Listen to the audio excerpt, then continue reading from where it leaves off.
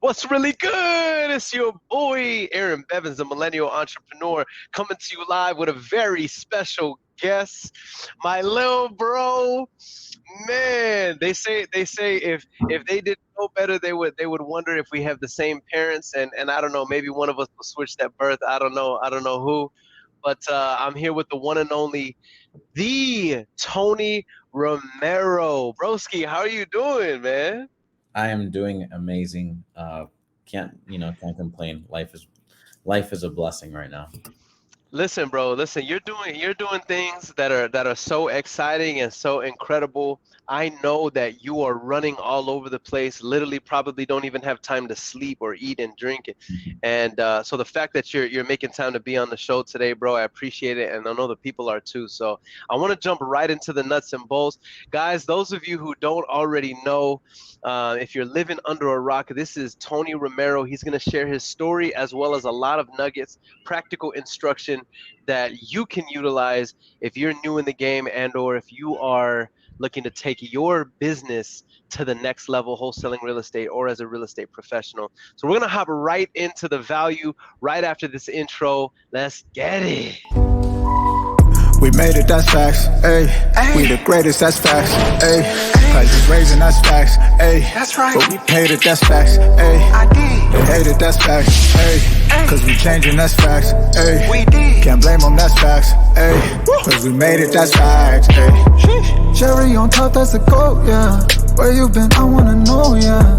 Greatest story ever told, yeah. Greatest story ever told, yeah. I know you wanna look up for this. Baby, let me turn you up a bit. You said you made it through hell and back. Give me the scoop, baby, tell the facts. Don't be shy.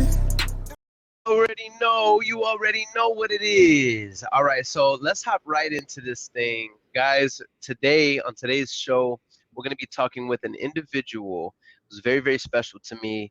As a young man, he's somebody whose story I share all the time to encourage new entrepreneurs. I call him young Mark Cuban. I've been calling him that since like we first started talking, just because this young man who sits before you he's different. He's wired different. And so I just want to throw this out here. Any claims that are made, any statements that are made, the success that this young man is achieving, it is not typical. However, it's 100% possible, and I want to get into what he's doing and how he does it, so that you guys can take some lessons from it and maybe take your businesses to the next level. So, Tony, first of all, where are you broadcasting out of today, bro?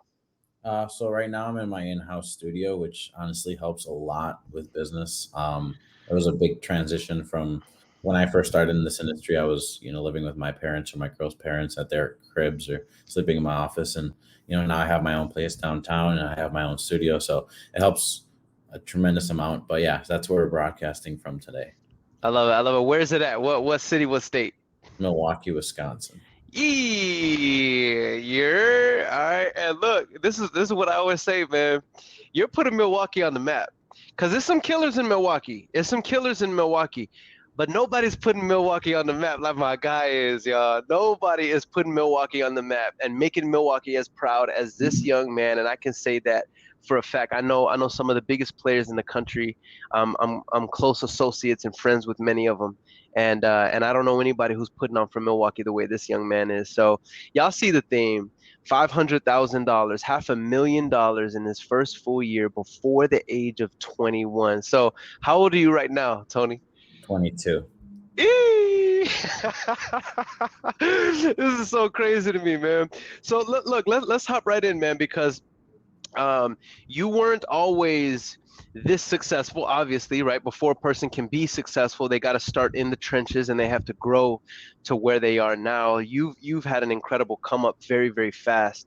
Talk to us a little bit about who you are and where you came from before entrepreneurship, leading into that turning point, bro. Yeah. So when I started this journey, my DMs were dry as hell. It's way different now. Which my point to that is the fact that the support wasn't there. People Mm, believing in me wasn't there. mm, The community wasn't necessarily there.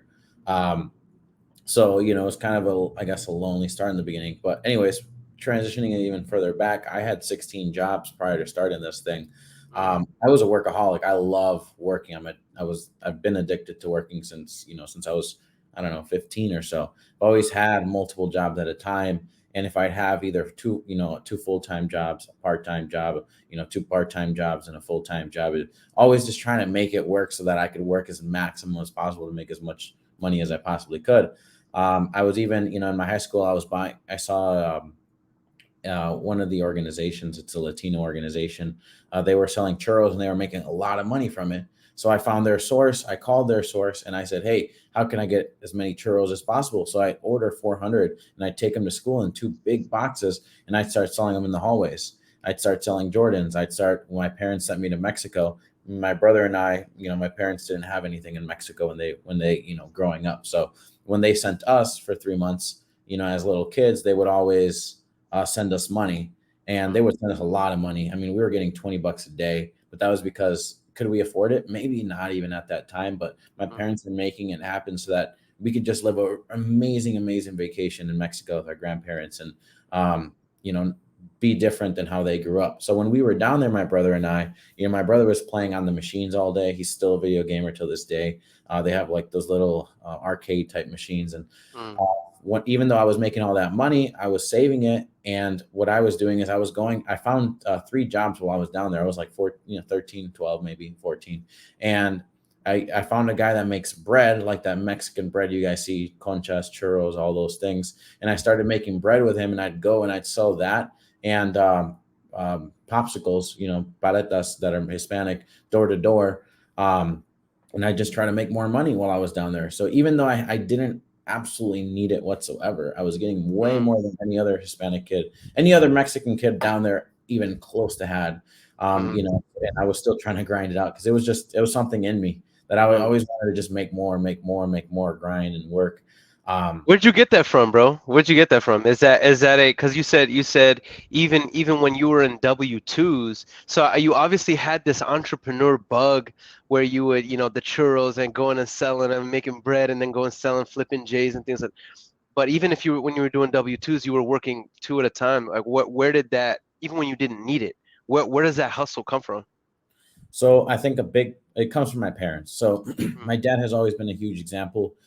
Growing up, I didn't get to see my dad on a regular basis. My mm, parents came dirt poor from Mexico. mm, My dad came when he was 16 years old. Played cards to make some money because he couldn't even get a job at his age while he was down here. And they came illegal. They didn't know the English language. They didn't know anything about it, and they made it up to a very good degree now. Um, in America. But my dad has always worked two full-time jobs his entire life, and since the day I was born, and still to this day still does. mm, He's probably the hardest working man that I see physically on a regular basis. mm, And I don't know how he's done it so long, and I don't know how he continues to do it on a regular basis, but that's just who he is. So I remember there's this show, it's called El Chavo del Ocho. Some of you guys might know it. They used to be my favorite show, and it was actually the time when I knew exactly when it was going to start when I was little, because it was the time where my dad came home to take a quick mm, nap, and then I would watch the show. By the time the show was over, he'd already hustle out to the next show or to the next job. So I never really grew up mm, seeing my parents on a regular basis, but I saw them work and I saw their hustling. On my mom's side, she was pretty much knew absolutely nothing, learning the English language, and became one of the top sales ladies for Mary Kay. At one point, was the top sales lady for Mary Kay dang. in the state of Wisconsin. So she was hustling, and she had 200-300 people under her and growing this tremendous business, even while having her two crying kids right next to her, on a Mm, regular basis. So it's just been a lot of respect from me to them, and seeing them. I guess they led by example more than anything. mm, mm. That's intense, bro. That's intense. So, what's funny is some kid, and this is I'm fascinated by. I love talking to successful people because I absorb their mindset. You've always been somebody who's been. It's always been a pleasure talking with you, even in conversations that haven't been so pleasant that we've had. I always feel like I take something away from, like, dang man, this kid has a noggin. Um, it's interesting to me how one kid might have taken those experiences and said, "Mom and Dad didn't." spend as much time with me as I wanted. Therefore, I excuse the fact that I give up on life and I'm angry and I'm resentful. You took that and said, man, look at mom and dad's example. And you were inspired by it and you're emulating it. And I'm sure they're incredibly proud of you, man. Let me ask you this. Um, what is it that drives you? And because I want to get into some of the practical stuff and on the wholesaling and what you're doing in your business and all that. But what is it that drives you so much, bro? I know you're saying that it comes from your parents, but you have an intense drive. What is it that keeps you motivated and excited to every day persist through frustrations, take the L's, take a bloody nose, and keep going? What is it that keeps driving you, bro? So some of you guys may have seen, my post on, on my story that I just posted yesterday, and it's a Mustang that I got that I had at a young age. My parents, I did it behind my parents' back. Got my cousin to co-sign for me at 18 years old. Went and bought a brand new Mustang, $55,000 loan. You guys know that's probably not a very pretty loan, being 18 and credit score, whatever it is at that point. It was incredibly high. Insurance was crazy high. And that car actually kept me at $0 in my bank account for a very, very long time. I was barely, you know, able to even pay that thing off on a regular basis. There were times where I didn't have anything, and I just had to focus on paying that car. So during those times, I felt like I had nothing in a sense. And I had no help. I was always grinding. I always knew I could make it work one way or another. I wasn't one of those guys that was going to let, a bankruptcy happen or a bad credit report go through or pay something late. I was always going to figure it out. Um, because there were a lot of moments, not just that particular moment, that's just one example, but a lot of moments where I felt like I had nothing. Um, I knew that in whatever I'm doing in business, I'm not afraid of the risk, because if my Mm, biggest thought, and I say this on every podcast that I've ever been on, and I think about this every day, if I go big and I lose it all tomorrow, I can start the next day again. I've mm. if I was like, I always think about this That's exactly heavy. in my head. If I went homeless, I would I would hustle on the streets and beg if I have to make the money to buy the cheapest car possible, to buy a phone, to get on DoorDash and start DoorDashing, and then I could start business again. Once you have it in you, once you know Yeah. once you've cracked the code, nothing else can stop you. Ooh, I think that's so powerful. that's That's so really powerful. Yeah, man, that's beautiful, man. That's beautiful. You know what's funny? I remember having a conversation with Quentin Flores at the beginning of the pandemic, right? I remember people were going crazy. I remember every podcast. I don't know if you remember this, Tony. Every podcast that was alive on social media was about what's going to happen to our industry, what's going to happen. You know what I mean? Is this the end, right? And I remember I had a conversation. I called Q up, and I was like, man, how do you feel, bro? And I remember it like yesterday, bro. He was like, man, listen, I've been broke before. I've been poor before. I've had nothing before. If I lose it all, guess what? We're gonna come right back, and we're still gonna be on top. And that resonated with me so heavy, bro. So I think that's one of the things that resonates with me about your personality is that you're all gas. You're not the type to say, okay, let your defensive mind take hold of you and don't take the risk. You would rather go all in after mitigating the risk and assessing it. You would rather go all in and go broke going all in, knowing that you learned something from the lesson and keep it moving. So I love it, man. So that's a little bit about your background. At what point did you stumble across wholesaling real estate and say, man, this is what I want to do as one of my vehicles to conquer? Like at what point did you decide that wholesaling was something that you're gonna and real estate was something that you're gonna use to take you to the next level? it kind of just fell into my lap. So prior to me even getting into real estate, a year prior, I went to a seminar. Kevin O'Leary's face was on it, and I was a big fan of Shark Tank. Growing up, Mm, I love that show. So I saw mm, Kevin O'Leary. I showed up to the event. Well, Kevin O'Leary didn't show up till like 8 hours later. I wasn't even there by that time. Um, so, anyways, there I saw these amazing, amazing sales guys just literally sell you on every single product that they were selling. And I was hustling, so I had some sort of money, and I decided to sign up for a course. I could barely afford it, but it was $1,000 to learn how to wholesale. And the guy sold me on it immediately. I walked up to the stage. He was like, "Hey, it's only right now or it's never." And a flock of people just start rolling up to the stage, probably like, I don't know, 70 people or so. And, I saw all these people start going. So I went and signed up, all the sales tactics that they use. I went to a seminar and it was a 3-day seminar. It wasn't enough to really teach you. They were just selling you on the Sure. dream, and they Yep. upsell $30,000 mentorship. And then that $30,000 mentorship, I actually signed up for it. I put, I think I had some money in my bank account, so I put it down. I was like, I'm going to figure out a way to borrow it from my parents or figure out how to get this money, no matter what I have to do. So I put some money down so that they knew, because they said today's the only day. So I negotiated with them. But then I started looking online. There weren't enough reviews on that specific company for me to think, okay, this is 100% credible. So I made up an excuse, like a sad story, and try to get my money back, because there was a 3-day money back guarantee. So thankfully, I snatched my money back. Those bad reviews that I saw, there were a ton of bad reviews, but it was on people being mad that they were upselling the $30,000 course after they had already paid for $1,000 one. I was like, all right, that's fair, but there's nothing concrete on the 30K mentorship. So I let some other people know that I had met during the event who also signed up for that 30K mentorship. I've actually followed up with them, recently, and they're all $30,000 plus in debt. So that's all it really came from it. So it was kind of a scam, but and these are professionals. It was a scam event in my opinion. And I didn't meet anybody that became successful from it. So anyways, point blank, that kind of stopped my journey for a while. I decided not to get into it. And then somebody asked me if I met somebody, and they asked me if I wanted to cold call for them. It was one of my girl's friends, and it just kind of came up in the conversation. We were driving, we were all hanging out, and we were driving down in the car, and he asked like, "Hey, I have a wholesale business. Do you want to come work?" Now I had just gotten fired from my job.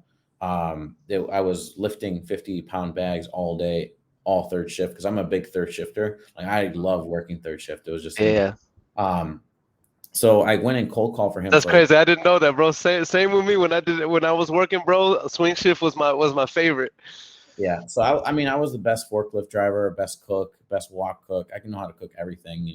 Everything I did, I always did I did everything faster than everybody, cleaner than everybody, smoother than everybody. Always. I was always the top guy. I never slept. So, it just bad habits and being late to places because I had way too many jobs or working too many hours. But yeah, I started cold calling for somebody, but then COVID hit. And so when COVID hit, I transitioned to just learning how to wholesale online. And I kind of studied the game a little bit. And then so a matter of fact, I ran into TTP. TTP was fascinating. They've got some amazing people on there. So that's how I started. I started a podcast. I saw Aaron Bevins on there. He had the smooth hair back then. Yeah.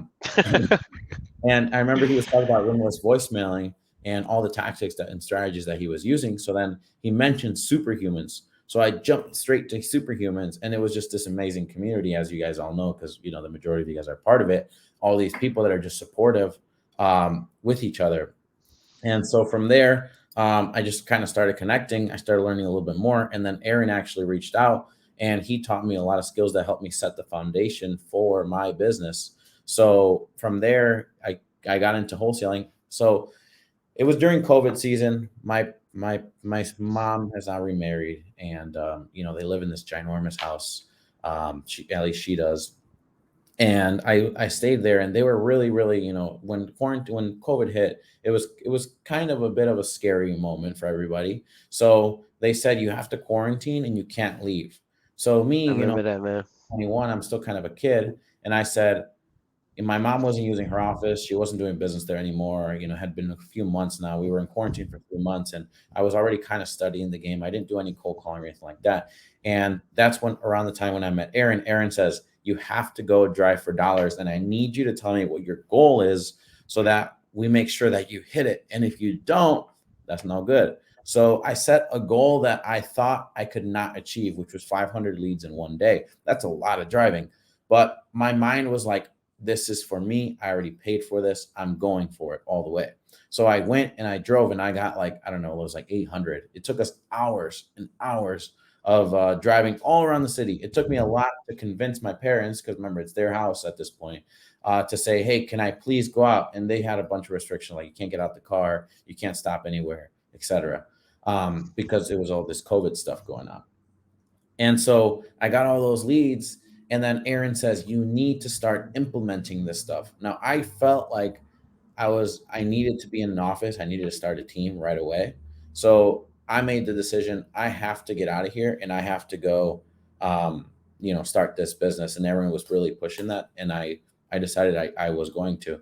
And I asked my mom, can I have your office, which is now our office completely, thankfully. But she's like, yeah, absolutely. We're not using it. But just so you know, you cannot come back home. So you got to find someplace else to stay. So that's when we called my girls' parents up. I really didn't have a lot of money at that time. I had almost nothing. I had just crashed my vehicle. I was pretty much dead broke. And so we called my girl's parents. They said, you guys can stay here. You guys have to pay a little bit of rent, but we'll give you guys a room. So then I decided, okay, well, I'm going to go get the office and I'm going to stay with them. And then 4 days in, I started cold calling. 4 days in, we got a pre-foreclosure lead. And that one made us $24,995. After that, it was a wrap. And, from there, the check was mine. And it was real to me at that point. It was proof that this was legit. And I just ran with it. Hold up now. Let's break this down for the people, bro. We need it. Let's break this down for the people. So first of all, those of you that don't know, when Tony really started going hard on this solo, he was 20 years old.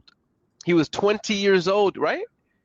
So I started in June, technically. I was already 21 at that point. Okay, so you were 21. So 21, okay, my bad. Let's recap this. So when you started this, didn't have too much money, and 21 years old, and you're making these calls, and where did you get the list from? Where'd you get that list from? Just so that the people can break it down. Just a pre-foreclosure list off PropStream. Okay, so it's a pre-foreclosure list off of PropStream. I love it, and so the marketing channel was cold calling. Mm-hmm. Were you using a dialer at that time? Yeah, Mojo Dialer.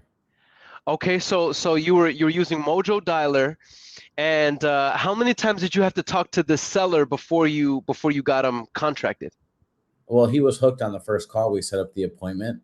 From there, we went to the property. That property, I was ready to offer. Just looking at it from the outside, I was ready to offer $45K. If I would have offered that, I would have left $20K on the table because I got it he wanted $25 for it. So that was the first lesson I ever learned. Never throw your number out first, which is a big lesson. And sometimes we're like, that's so cliche. But in reality, that can really make or break a huge check to a small check. And that's right. We learned from it, and we made great money on that deal. All right. So the first deal that you closed, so from when you contracted that deal, was a pre-foreclosure list off of PropStream. It was marketing channel was cold calling using Mojo Dialer. You set the appointment on the first call. You go to the appointment. Between contracting that deal and closing and funding, about how long a time period was that? 3 weeks. Oh my goodness. And how much, give me the dollar amount down to the cent. How much money did you make on that deal in 3 weeks? $24,995. $24,995. All right, so check this out, y'all. I'm gonna do something real quick because I have my other screens open real quick, because I know you got a lot more practical value to drop on the people. Guys, he was 21 years old when he did this. He just showed you the formula that he utilized to do it. What I'm gonna type in right here is median household income in Milwaukee, Wisconsin. Well, on top of that, I was making right around $28,000. My butt off. So you say I was making $28,000 a year. In just my regular jobs, working 2 full-time jobs. Hey, trip on this. I don't even know if you knew this, Tony. You probably did because you're very savvy. And this is per capita in Milwaukee, Wisconsin. The average median income per person is $23,462. You understand me? Now, median household income, meaning an average of 2 to 3 adults working in the household, average median household income is 41,000 in Milwaukee. Okay, but let's just take the first one because we're talking about per individual. The average human adult in Milwaukee as an individual makes $23,462 in 3 weeks. This 21-year-old did about 25,000, 24,900. And he just showed you all the formula. So let me ask you this. That was your first solo dolo check, man. What did that do? And I'm not looking, again, Tony, I'm not leading you into, I just want you to answer and be real, bro. What did that do? Did you get a check or a wire whenever the deal closed and funded? I have never done a wire. I love the checks. Yeah. You're a check guy. You're a check guy. You're always flashing the check. So and I love it, by the way. I love it. Never feel bad. I feel like sometimes you apologize for it, Tony, and I'm like, bro, people need to see that. You know what you're doing, bro. But I know why you say what you say too, because you got some people out here. But anyway, so you hold that check in your hand for $24,900 and something.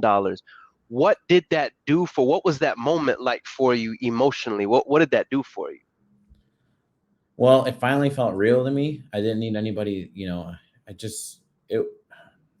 I finally did it myself. It was legit to me. I had already seen all these people win in the community, had already seen all these checks. I had already said, like, how is that even possible? The same thing that everybody does when they're first starting out. You don't know the reality and you think it's just fake. And hopefully it was, it was my check. And I felt very, very, very proud, but I can't say I felt content. And I don't think I've ever felt content with any check we've done. There's times where I'm like, yeah, we got it. And then it's like, all right, let's get, what else do we have? What else? That's right. I'm always trying to get to that next level. And it was a very proud moment because I did it. And now I could be an example for somebody else. Just that one check alone.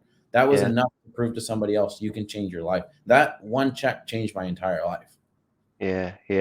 I love it, man. Why do you say that check changed your life? Because you obviously it wasn't just the emotional proof of concept because you weren't content. I know you were excited. I remember whenever you closed that deal, bro, and you were just. I remember how excited you were. But why would you say that $25,000 changed your life? I mean, I know the answer, but I want the people to know. Well, it officially was in my name. It went in my bank account. Nobody else touched it. So at that point, I said, all right, well, this works. Now, how do we make more of it? So it was officially just something that became a reality, proof of concept, pretty much. Absolutely, bro. I love it. Okay, so a year later, here's what's so fascinating about this story, man. A year later, from us meeting, we're on stage together, and you had cleared about $500,000, $500,000 in your first year, and I remember watching you on stage, and I was like filming it on my IG story, like young Mark Cuban, man. I was just so proud. Let me ask you this. In that first year, biggest mistake. So we know the status. You had closed $500,000. You had opened up 2 new businesses, a taco truck. Well, you had opened up multiple other businesses, but I know the ones that I know about were the taco truck that you had delegated to your dad, right? Uncles, and we have another one. To your uncle, and then the pet grooming store that wifey that you used the wholesaling money to help wifey open up, right? Yeah, true. So you're now co-owner in multiple companies, $500,000 in wholesaling. Talk to me about, and then also the brand, the influence, the encouragement, helping other people close their deals. I mean, what you did in your first year was monumental, my guy. Yeah. And you're showing no signs of slowing. But talk to me about the biggest mistakes. Talk to me about the biggest mistakes that you made in that first year. I mean, that was easy, hiring too many people. I I thought the more people I have, the more money I make. Because my initial Mm, thought from the beginning was always, I've always had this mindset of, from the moment I had that first check in my hand, I said, I want a small piece of something huge, that's right. That's and right. everything of something small from the That's right. moment we started this thing. So Say that one more time, bro, because I want everybody to capture this, man. This is why I call this man young Mark Cuban. He understands, like he gets it. He gets it. Can you just repeat that again? yeah, so I wanted a piece of something big rather than all of something. I'm sorry. Yeah, I wanted a piece of something big rather than, all of something, all of everything. And I felt like that was going to be a lot more successful because if I can create something massive, I just had a small piece of it that alone could retire me for the rest of my life. For sure. So that philosophy it's technically accurate. It's accurate, right? I would rather have what Steve Jobs when he died had what is it? Someone correct me if I'm wrong. You could Google it if I'm wrong, but I believe he owned 0.6% or 6%.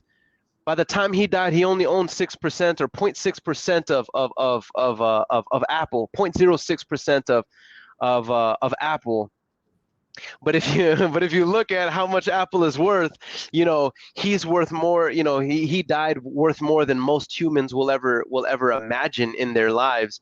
Or you could own 100% of $100,000 company and be working the same amount, Mhm. basically, right?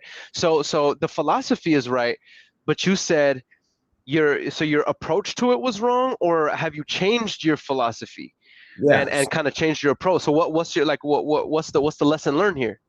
So, I mean, when I started, again, say going back to it, I thought the more people I have, the more money I make. Well, in Mm, reality, if you're not training those people and you don't have that foundation set in your business, if you don't mm, have leaders within your company that can and know how to do the business, even when you're not there, then mm, your business is going to crack. It's just a mm. matter of time. Yes, you can start producing fairly good numbers, but over time, it's just going to crumble because there's nothing to help it, go up in the way that it really help in a healthy way. Um, Mm. there was a point where I had 11 people in my office. There was no way that I needed 11 people within my first 8 months of being. It was What were just, the role what were the roles that you had? oh By the man, way, those of you that are just coming in, what I asked Tony is like, you did all these things, $500,000 in his first year, built a brand, opened multiple companies, incredible success.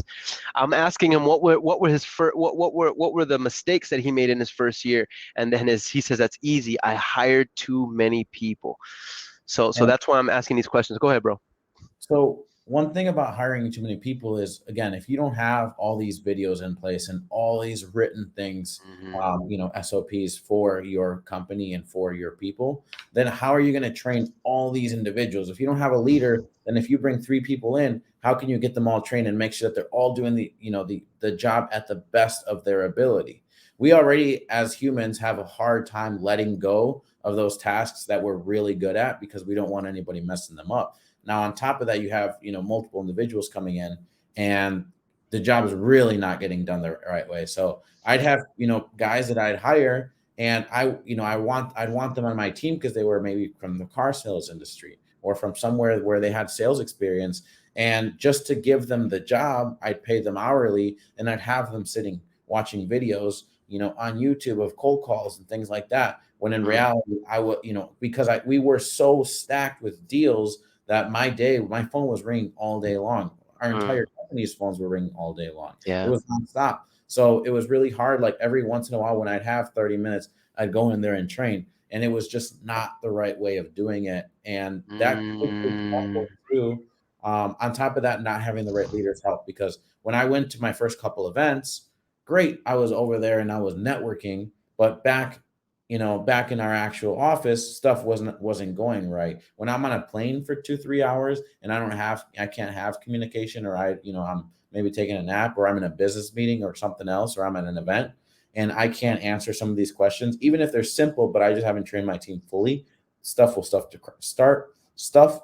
to crumble, and we all know that in these wholesale deals, you can It can be a 20, 30K deal. If that falls apart, that could make or break your business.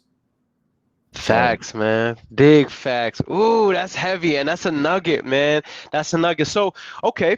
So you said the big you made all this money.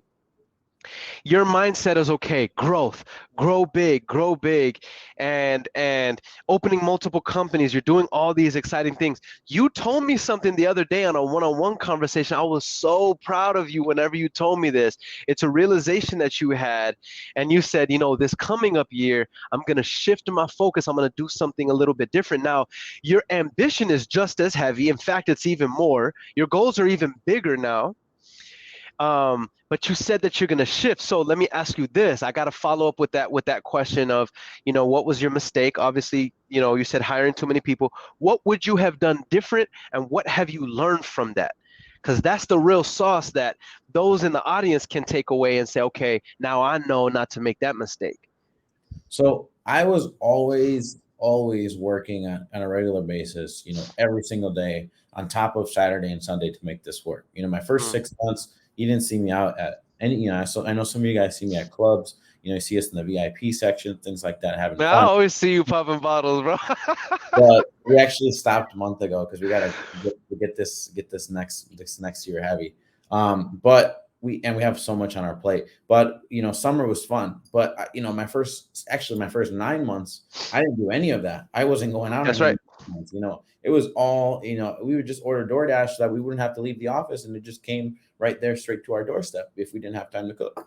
So one thing I would have done differently is on those weekends when I did have that extra time, rather than just being laser focused on all these other things that develop me, I should have been focused on creating the right systems, because we didn't have any recordings of how to operate Dispo. If you're coming at Dispo, I had to teach you everything live. Let's say that you did not work out. Well, and I had to fire you, or or this just wasn't the job for you. Well, now the next person that I bring in, I have to retrain again. That's right.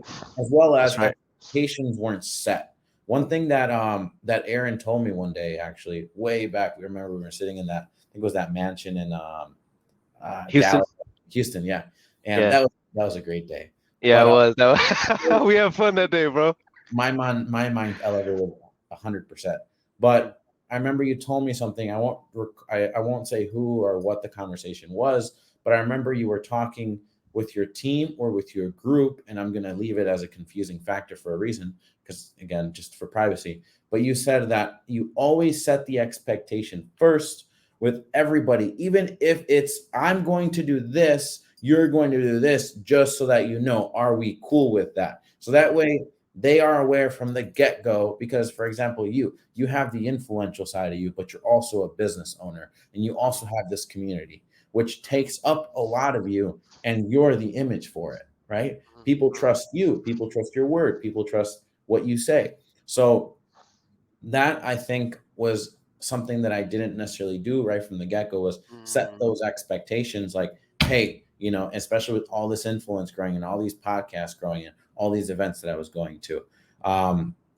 So I think, setting that foundation, having more recorded videos, having more written stuff was a really, really big thing that I should have done a lot earlier on. We have a lot of that now within our business. We have a whole training program for it, but it took us a long time to get to that point. And I can tell you guys 110%, it makes your business a lot better, because when somebody comes in, they can understand. Now somebody can come in and they can understand their entire, I guess you could say, area of our business, whether it's dispo acquisitions, cold calling. They understand what the expectations are. They understand what their goals are. They understand what they need to achieve within their first couple of weeks. They understand how to send out a contract, what all the usernames and passwords are for their specific side, because it's all just set there, and it makes, if I'm not available, they can make it happen. Man, that's huge, bro. That's huge. So those of you who are watching this, I just want to expound on that just a little bit. Expectation, at proper expectations can make for the greatest relationship, even during the most difficult times. Improper expectations can make for the worst relationship, even as things get better. If you don't set proper expectations, it can literally crumble even if things are good because the proper expectations haven't been set. I love it, man. I love it. The thing that I like about you, Tony, is that you're a sponge, bro. Mhm. Every time I see you, you have a new trick up your sleeve. By the way, the way this relationship started with me and Tony, and I'm not saying this for any other reason but to give him a compliment. But the way our relationship started was it was very much like I'm helping and I wanted to see him successful and I was kind of taking that big brother role. But the way the relationship is now is he's teaching me stuff. He's putting me onto stuff. He's helping me automate my business. Legit, and I'm not kidding. So that's why I throw that out there. So massive big up, and this should be everybody. This should be everybody's objective in some way, shape, or form. The people who have helped you, why not set a goal to grow in a way that will allow you to be able to help the people that have helped you? That's one of the reasons why, I consider Tony a peer in many ways. Everything that he's doing in business, I love it. I love it. So let's talk about this, man. What does business look like now for you, bro? What does business look like now for you in 2021 going into 2022? So business is great. There were a lot of ups and downs throughout this time, throughout the last, even just this year alone. There were Hmm. individuals who went and started their own thing, who I had to let go of, who decided this wasn't for them. Also great employees that we've kept for a long time. I think almost every single one of my VAs, except for the three we just hired last week, are all, long-term VAs that have been with me for a long time, except for one that I had to let go. So we've and we have a great team. How many Um, employees? How many employees do you have total? Just get total, whether it's within the country or outside the country. How many VAs to how many employees do you have total? so on the VA side, it's 8 right now, and then Okay, on the actual in-house stuff, it's 4 acquisitions, 1 dispo. so 12 employees total in your company, and how many have left in since you've started for whatever reason, whether you had to let go of them, whether you had to fire them, whether they went to go start their the other thing. Around 9. So this is so exciting to hear. And guys, look, I feel comfortable asking Tony this because when you've gotten to a certain level of success, you're kind of okay talking about your L's because it's like, oh yeah, I took some L's, but like Big Sean said, but tonight I bounce back. So um, I think that that's so important because each one of those individuals that left, there's a conversation that has to be had, right? And those conversations are not easy. Have you learned anything, or actually, let me rephrase it. What have you learned in terms of not just okay, I hired too many, right? You hired too many too fast, but what have you learned in terms of the people side, in terms of tough conversations? Are there any takeaways that you have? Are you more cautious now with the people you hire? Give us some takeaways there, bro. What have you learned on that side? Because this is hiring people is one of the deepest part of my coaching program. When it comes to hiring people, I go ham on that because this is, bro, since I've started, bro, I'm probably at about 16, Tony. I'm at about 16 people who have come in, and I thought that they were gonna ride the vision with me, and they're not. They're not, and then most of them left on pretty good terms. A Yeah. few of them, I'm like, if I never see you again, I would be happy. You know what I'm saying? But so I know I have my lessons learned. Do you have any takeaways on hiring that you could share with the audience? Well, I never, ever, ever now hire on the first interview ever. I used to do that. That's a nugget, y'all. So talk to us about that. Can you expound on that? You never hire on the first interview. That's very interesting. I've learned that I'm one of those guys that likes to, and it's very obvious in everything that we do. If you're in our office and you hear our conversations and how quickly we close deals, how quickly we make decisions, I'm a very impulsive guy. I think that's the right word. Like, Same. I'm always like, I like to be quick on things. I don't like to We're miss. visionaries. We're like always boom, boom, boom, boom, boom. So that's actually also why I've led to a lot of mistakes, That's right. because we're always trying to go faster, faster, harder, harder, but then That's we right. don't take time to sit back and relax. No, I'm one of those guys that every single day since I've started, I don't know, probably not since I started, before at least this entire year, I always, even I'll tell you guys about last night, but I always think at the end of the day, I at least take 10 to 15 minutes and I just think about, what did I do well this day? What did we do bad? What can we fix? How can we get Wow. better every single day? Because there's always a mistake that we've done there's probably multiple a day. Yeah. Always something that we've done well, so that I can make sure I focus on that for the following day. Then I go. I also write notes every single night in my notes for my iPhone for the following day on those thoughts. So that way I know, either really important tasks to do, or things that we did great, or things that I have to make sure that we emphasize on. What was your question again? I blanked Yeah, out. What were I mean, what were your biggest takeaway? What are your biggest lessons learned after your turnover rate over the last year?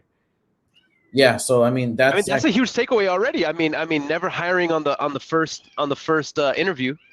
Yeah, so that's one that we never do anymore, because I've noticed that because of those impulses, I make decisions fast, Yeah, but yeah, I'm also that guy that loves to think at the end of the night on what we did well and what we did bad. So I need to take that time to really, really figure out if this individual is going to fit well within my business, rather than just making a decision based on, oh, I'm in sales. I've been in yeah, sales for 3 years. Well, that might not be good enough.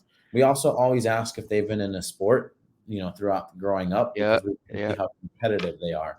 yeah. Um, we haven't implemented the test yet. That's one thing I've gotten told by Aaron, I've gotten told by Quentin, I've gotten told by a lot of mentors. I haven't implemented it yet. We will in the very, very near future, probably this month.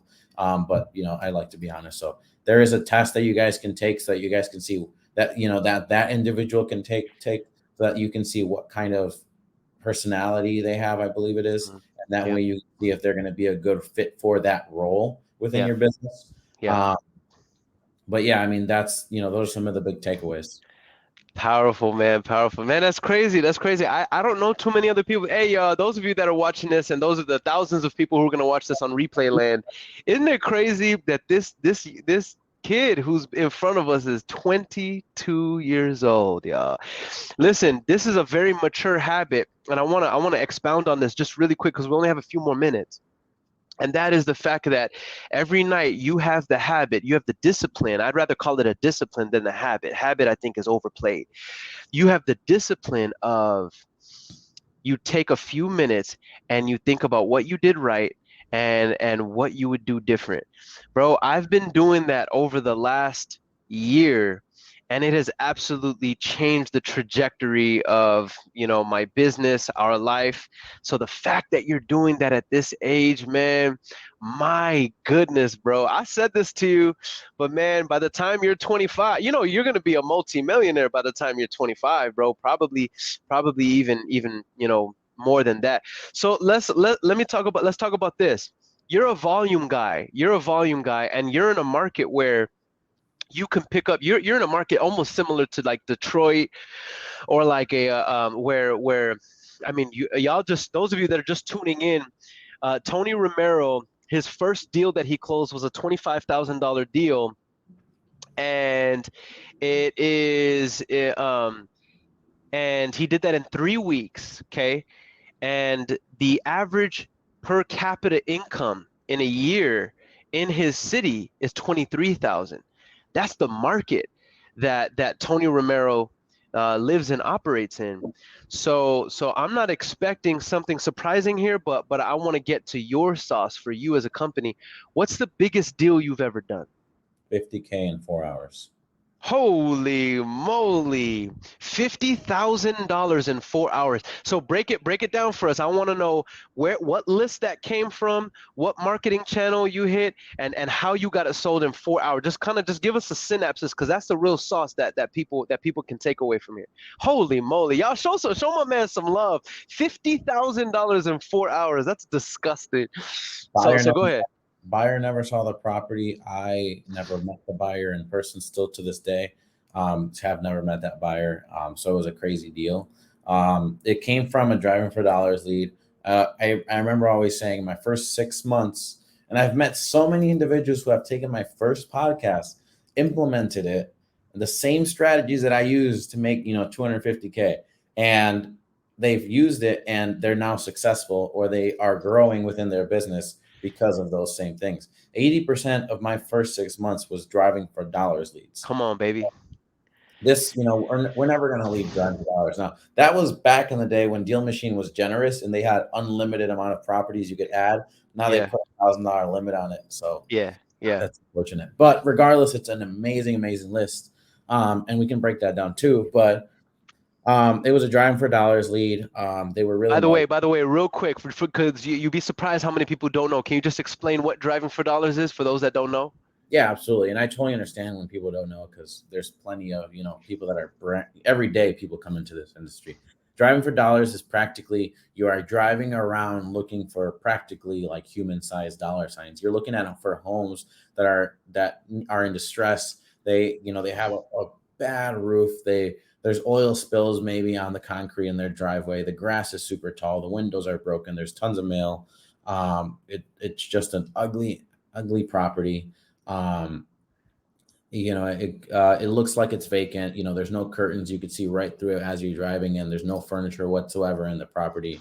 There might be a for rent sign on it. Those are actually really good ones. Aaron taught me to call those every single time. When you're driving for dollars, not only are you seeing all the for rent signs, which means that those properties are vacant. So here's one thing that I always, always, always use in my business. If we call that person and it's vacant, worst case scenario, they don't want to sell. That's 100% fine. Guess what? They're probably a buyer because it's an investment property. So if worst case scenario, we pick them up as a buyer, and they probably want another one. So if they're good and they don't want to sell, they're a buyer for us. So you get to see those. You get to see all the fire damages. I've made well over 6 figures on just straight fire damages. Fire damages was our thing.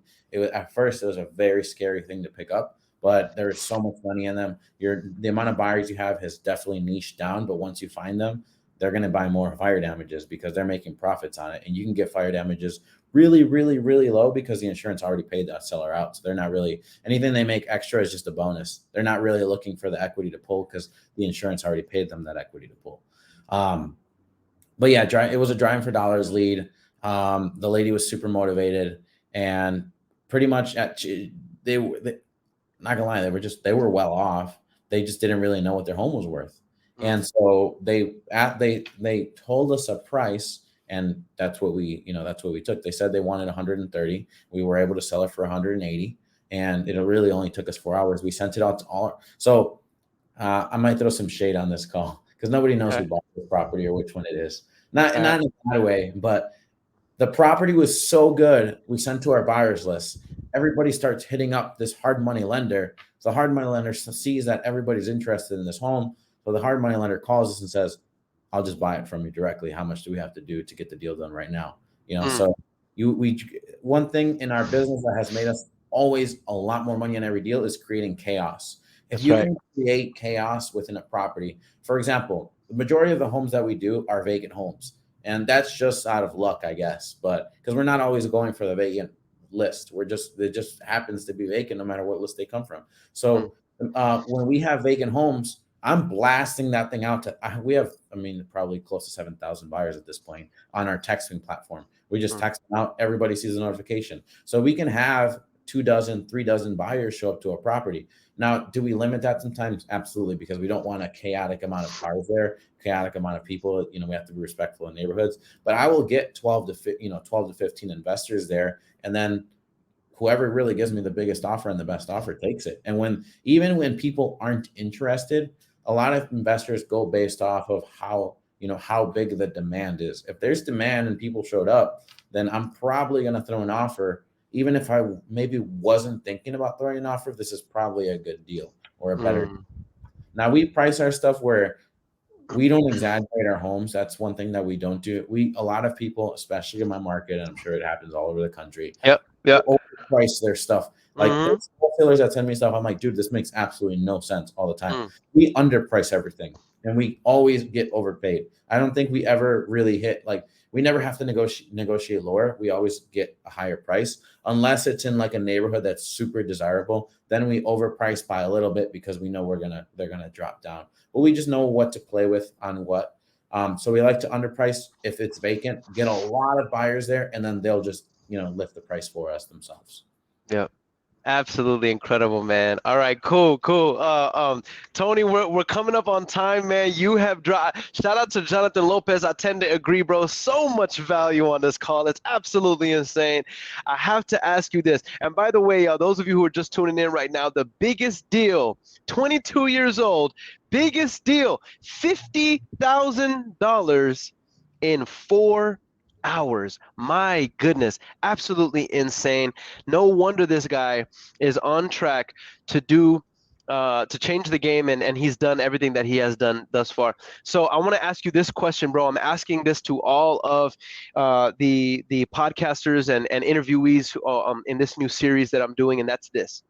What are in your first year, you got about 2 years, a little over a year in your belt, I should say, under your belt.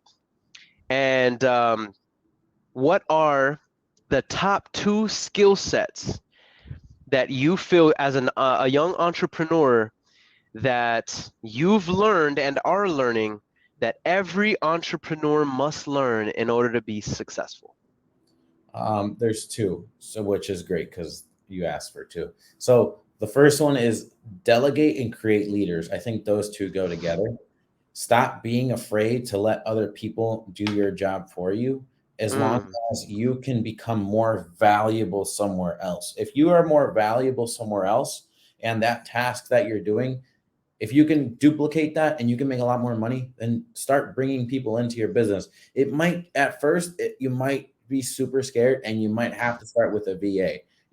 I know that there's a lot of gurus out here, and some of us have gotten really lucky. We've really, we go hard with this shit, and my apologies, but we go really hard with this. So you don't have to do $500,000 in a year. You don't have to do $300,000 in a year. You guys saw my first check, one check alone, 25 grand that we make on a regular basis, was more than the average income here. If I just did 2 of those a year, I'd be straight, really. You're double the average income in your city. Exactly. So I'm on top of the world at that point. Now I'm a heavy spender, so I don't think I can survive off of that. But that's just kind of the way it is. So don't always go for that huge number if you don't have to. But if you need to start with a VA and that VA, and then bring another VA, and then bring another VA, and then bring an acquisitions guy, if that's the step, those are the steps that you need to take to slowly put yourself in that CEO role, then do that, because you are a business. I want all of you guys to understand, you guys are dealing with a lot of money in wholesaling, and you guys, as much as a lot of people just see it as dollar signs, you are a business. Like, you individually are a business. So when people always say, well, this buyer is demanding this. Okay, well, guess what? You're the business owner, so you can also treat them like the client. Say, set your expectations, set your boundaries. Don't let them bully you. If they don't want the deal, then go find another buyer. There's tens of thousands of buyers in every single city. Even in my city, there's 32,000 buyers in such a small city. So yeah, and then create leaders so that your business does not crumble when you're not there. And then the second thing is, so the first one is leadership and delegation. Yep. Create leaders who can be held accountable. I love it. And delegate activities to them. Okay, so what's the second one? The second one is, it's not about who you know, it's about who knows you. And I say that because wow. So how would you call that? Branding? I think leading with value, when you get to meet. So I created value. What was that value? Being a top producer in, at my age in the industry. So when I sit down with anybody, I'm bringing value to the table. They might not even be from my industry. They could be somebody that's just a business owner for something else, but I'm bringing value that hopefully I can, teach them something. I'm always going to be a student. They can teach me something. And now they know me. It's not, oh, I know this person. And when you call them, they don't answer, right? It's the person who knows you. Have you provided enough value into their lives that when you call and you actually have a question like, hey, I really need to transition this in my business. What's the best platform to use? Or what do you suggest? they'll answer Mhm. the phone. So Mhm. I think a lot of people always focus on like, oh, especially with celebrities. Oh, I know the cousin of this person, or my friend got to meet this person. Well, it's not like they don't know you. So how do you Mhm. start creating those relationships that are becoming valuable? I'll just leave those two on the table. Man, that's incredible. That's incredible. Tony, you came and you saw and you conquered. You shared so much value with us, man. How do people get in contact with you, bro? How do people, do you want me to put this up there? Boom. You guys can Here's all text me. Go ahead, brother. no, no, no, go ahead, go ahead. So you guys can all text me. That's one of my numbers, and you guys can reach out. I try to answer. If I forget to answer, please just double text me. I don't mind it. I will try to get back to you guys as quickly as I can. We are a couple dozens or hundreds of messages behind, but we will get to it. Um, but I always love connecting with people. So every chance I get, I do go and clear those out. On top of that, we have an amazing, amazing, amazing event coming up. Um, I have some really, really top producers coming, such as, if you guys know, HBHS, Jacob Blink is coming. Rod from Atlanta, who's killer in that market, is coming. Aaron Bevins is showing up, he said. Um, we have TJ Tajani, who's Airbnb arbitrage. We have my partner Scott for the event. A lot of you guys don't know who Scott is, I'm going to get him on some of these podcasts. He is the biggest hard money lender developer, one of the biggest developers and refinancer in the state of Wisconsin and practically the Midwest. They pump hundreds of millions per quarter into the market. They do hundreds of millions in transactions per quarter, and he owns over 2,000 units and develops 7 to 9 projects at a time, 150 doors or more. Like, these guys are doing it at a top level, and he is my partner for this event. We put this thing together, so we're already going to a whole nother level. He has a lot of land in the metaverse, I'll tell you guys that, even a yacht. But anyways, we have a few other great speakers. Quentin's coming, and Carlos Reyes is actually showing up. For any of you guys that know Carlos Reyes, and I'm sure all of you guys do, he's going to come and bless the people, and we're very, very fortunate for that. Even if you're an agent, we have an agent from EXP that does over 100 deals a year as a single agent who's coming as well, so that we can, so that we touch on every strategy. This is not a wholesaling event. This is a real estate event, and we're going to teach development, syndication, how to, my partner can raise, he's raised 30 million in 2 or 3 days. He can do it. So you guys are going to learn that at a top level. Wholesaling, flipping, burrs, subject to seller finance. We're going to touch on every single strategy. Being an agent, managing a brokerage. So we're very excited to hold this event. We're expecting a couple hundred people, and my partner and I go, we go big on within our own businesses on everything we do. So it was just a great relationship to start, and we're gonna go big on this event. Our venue is amazing; it's beautiful, and we're gonna make it an experience for everybody. And we're hope to change as many lives as possible. So if you guys want tickets right now, they're extremely cheap. They're $97, which I don't even know if you can get into the room with Carlos Reyes anywhere for under $500 just alone. So if you guys need tickets, please, text me or message me on Instagram, and we'll get those for you guys before they start running out, because we are going to go ham with these. It's in February, and I'd love to network with any of you guys that are here. And a big thank you to Aaron Bevins for always putting this on. A big thank you for all the inspiration that you bring, brother. All these people that are watching, you can see it in the comments all day. All these emojis, all these people that are super happy. You're changing the game, and you're bringing on power players that are credible, that are vetted. And I'm just happy to be another individual here to help teach. But thank you for doing this for the people, because this is one of the reasons why I even started in this industry, seeing your podcast and seeing the words that come out of you and your guests. I appreciate it, man. I appreciate it, man. And you're taking the torch and you're going to take it to a whole new level, as you already are, man. So super proud of you guys. Keep doing what you're doing.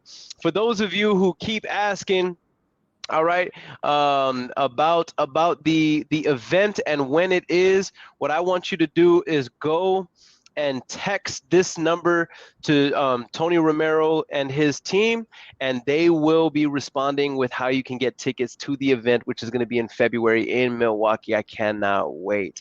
In the meantime, and in between time, if you're looking to take your wholesaling business to the next level, I want you to go to this website right here, yourewholesalebiz.com, and schedule a free strategy session with me, and I'm going to drop as much value as I possibly can within our 30 minutes that we schedule together.